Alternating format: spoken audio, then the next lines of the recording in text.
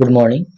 मागच्या भागात आपण भारतीय संविधानाची प्रस्तावना समजून घेण्यासाठी तिचे 4 भागामध्ये विभागणी केली होती. एक, राज्यघटनेचे उगमस्थान, राज्यव्यवस्थेचे स्वरूप, राज्यघटनेचे उद्दिष्ट आणि संविधान स्वीकृत केल्याचा दिनांक.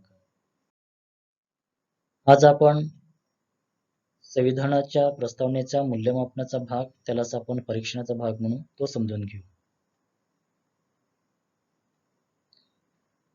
भारतीय संविधानाच्या प्रस्तावनेचा आपण अभ्यास केल्यानंतर आपल्याला असं दिसून येते की भारतीय संविधानाची ही प्रस्तावना आहे, ही प्रस्तावना भारतीय संविधानाच्या बाहेर आहे. त्यामुळे प्रश्न निर्माण होतो की भारतीय संविधानाची प्रस्तावना ही भारतीय संविधानाचा भाग आहे की नाही. हा एक वादग्रस्त प्रश्न निर्माण होतो. आता याची न्यायालयीन बाजू अशी आहे की भारतीय संविधानाची प्रस्तावना भारतीय संविधानाच्या बाहेर असूनही या प्रस्तावनेचं महत्त्व आपल्याला नाकारता येत नाही.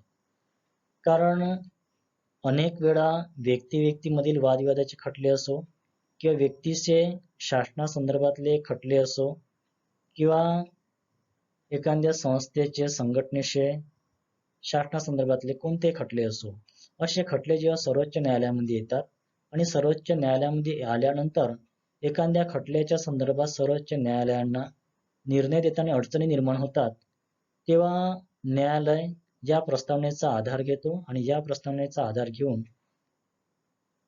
त्या खटल्याच्या संदर्भात निर्णय देतात.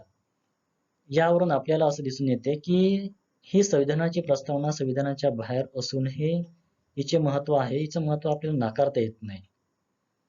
आता याची न्यायालयीन बाजू अशी आहे की एक बेरुबार युनियन जो खटला होता, हे बेरुबार युनियन खटला म्हणजे बेरुबार एक गाव आहे पश्चिम बंगालमधलं आणि या भागामध्ये बहुसंख्य मुस्लिम लोक राहत होते.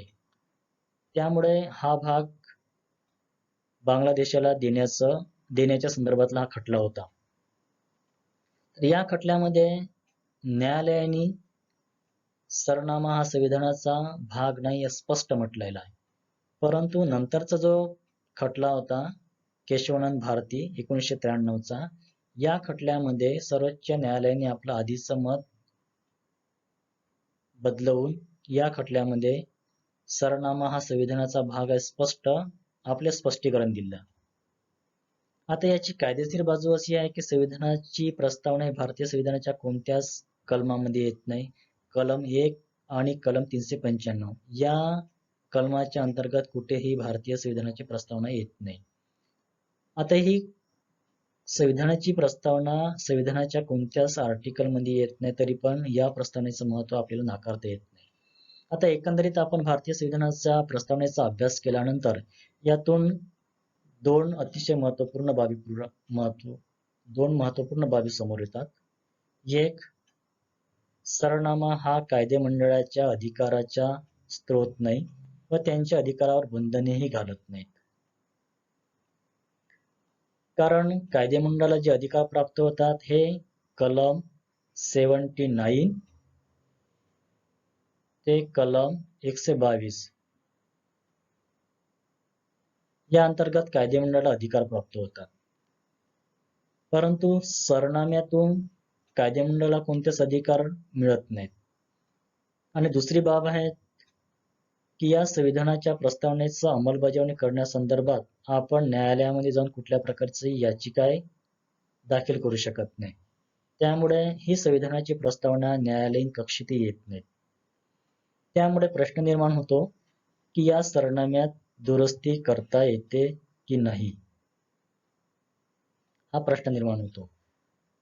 हा प्रश्न निर्माण झाला प्रथमतः केशवानंद भारती 1993 मध्ये. हा केशवानंद भारतीच्या संदर्भातला खटला सुद्धा जमिनीच्या संदर्भातला खटला होता. यात याचिका करताना दोन मुद्दे मांडले की संविधानाची प्रस्तावना ही संविधानाच्या बाहेर आहे, त्यामुळे या संविधानाच्या प्रस्तावनेमध्ये दुरुस्ती करता येत नाही.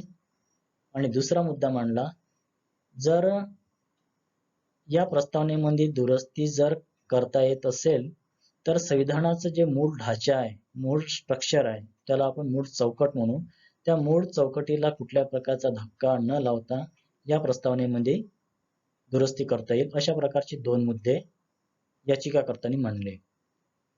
यावर सर्वोच्च न्यायालयाने आपले असं स्पष्टीकरण दिले की संविधानाची प्रस्तावना ही संविधानाचा भाग आहे, परंतु संविधानाच्या प्रस्तावनेमध्ये दुरुस्ती करताना संविधानाच्या मूळ चौकटीला कुठल्याही प्रकारची बाधा न पोहोचवता संविधानाच्या प्रस्तावनेमध्ये दुरुस्ती करता येईल असं स्पष्टीकरण सर्वोच्च न्यायालयाने दिलं. आणि आजपर्यंत या संविधानाच्या प्रस्तावनेमध्ये